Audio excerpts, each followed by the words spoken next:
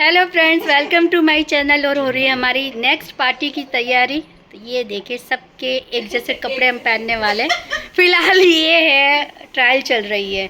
अब फाइनल कौन सा कलर होगा अभी पता नहीं है हम लोगों को। यही फाइनल है। ठीक है, तो यही कलर फाइनल है।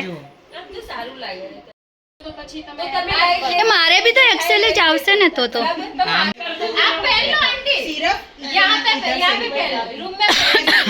स्मित तने मारी बहन बहु याद करती थी, बोली तारे व्लॉग में हमने स्मित नहीं देखा तो લે સરખું તું બોલ થોડું। મારી બહેન કે તો સ્મિત દેખાતા નથી। मैं बोले स्मित बिजी થઈ ગયો છે। तो गुड मॉर्निंग, कैसे हो?